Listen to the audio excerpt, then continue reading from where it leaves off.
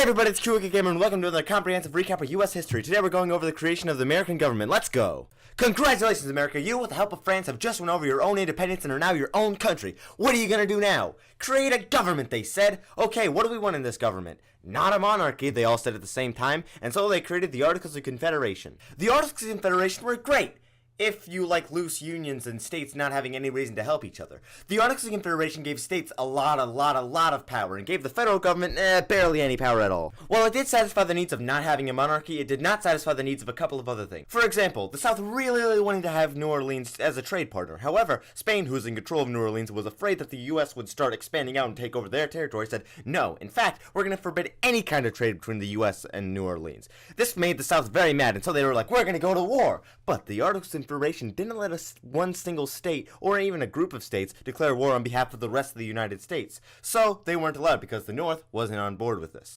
On top of that, Britain was still being a complete jerk. I mean, what can you expect? They lost the war, but they still demanded that we trade with them, and they still left their troops on our land. And even more on top of that, they still had massive debt, which means they had to pay it off somehow, but the federal government couldn't pay it off because they're not in charge of collecting the taxes from everyone, which means states had to control their own taxes, which means states had to overtax their people, and if people couldn't pay their taxes, that means their land got taken away, which means a lot of the farmers got their stuff taken away, which is how they live, which means the economy is kind of going down the drain. What a coincidence! That very thing happened, and that's what caused Shays' Rebellion, which was a whole group of farmers who got their land taken away. They ran over and stormed the Massachusetts courthouse, and then they took over it. Maybe the Articles of Confederation isn't perfect, and we still need to change this, said the U.S. as they looked over all the destruction that this had caused. The first thing we need to figure out is, how do we make sure states are still being represented, because we do not want a monarchy. Ooh, I know, says New Jersey. How about every state has one vote? That way, every state is equally represented. Or, said Virginia, who was the biggest state in the 13 colonies, how about we just make it so that every state's representative is based on the percent of people in that state, so that way it's proportional. But eventually they came to a compromise, and it was great. It made the legislative branch bicameral. One house was the House of Representatives, which had a representative based on the amount of people in that state. The other was the House of the Senate, which gave representatives based on 2 per state.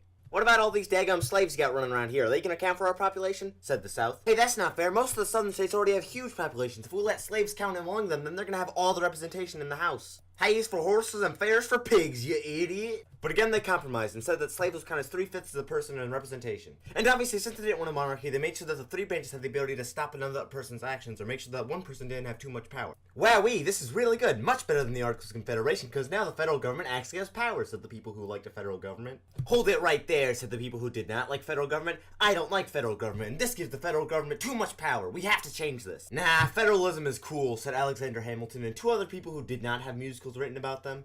Here's 85 essays proving it. The only way that we'll be okay with this Constitution is if you put these 10 things at the beginning of the Constitution that cannot be changed under any circumstances. Okay, said America as they put it in, and with that the Constitution is ratified, but our troubles were not over yet. George Washington wasn't really elected, he just kind of got placed into the position of presidency, but he was our first president, he took the job very seriously, and with that, he made a couple precedents that we really expect our leaders currently to follow. One thing George Washington said that was broken almost immediately was, while not inherently evil, political parties very much create discord among the government that should be unified. After all, we are called the United States, so we probably shouldn't have a political party. And yet, here we are now. Another thing George Washington said was that we should remain neutral and not get involved with international affairs, which really made sense at the time because we barely had enough money to pay off our own debt. We didn't have money to go into another country and fight their wars when we barely had enough money to, live on our own. France, who was having their own revolution at the time, didn't seem to get this picture and came running over to America and asking for help. By asking for help, I mean did not go to the government and instead riled up the citizens so that they would hate the British and try to attack British ships. What are you doing here? No, we're not going to help you. Get the f out of my country, said George Washington. But they hadn't seen the last of France. Eventually, some time passed, the war raged on between France and Britain, and America signed a treaty with Britain. This one fixed a lot of the problems that the old one didn't fix, and made America and Britain palsy-wowsies. France was not okay with this.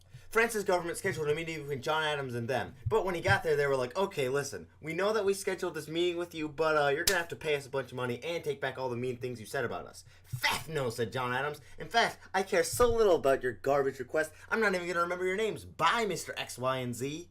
This, along with the Genet incident earlier, made France really stop looking like a good place, and it made the Democratic Republicans, who really liked France at the time, stop looking like such a good idea, huh? John Adams approved of the Alien and Sedition Act, which, among other things, made it such you couldn't openly talk bad about the government or the leader. It didn't say anything about not talking bad about the vice president, who was a Democratic Republican at the time. Haha, funny. Can't do that. That's not constitutional, said Thomas Jefferson and his little towel boy James Madison. We're gonna make it so this rule does not apply in Virginia or Kentucky. But hey, at least the Alien and Sedition Act only lasted until John Adams stopped being president. And speaking of things not being constitutional and also the transition of powers, let's talk about the creation of the Judicial Review, shall we?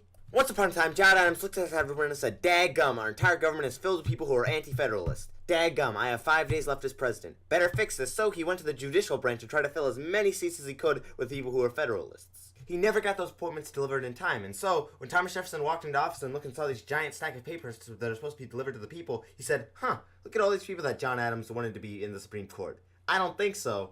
"This is unfair," said Marbury, who was supposed to be one of the people who got appointed to the Supreme Court. "My friend Marshall, who was also the leader of the Supreme Court, you gotta do something." There was something he could do. It was called the writ of mandamus, and it was established in the Judiciary Act of 1789. But wait, actually no, he couldn't, because it would be unconstitutional to use that kind of power, which created judicial review, which is one of the most important things that our judicial system has. Without judicial review, we wouldn't have a lot of things like segregated schools. So, sorry Marbury, no seat for you, but at least we came through a major political breakthrough.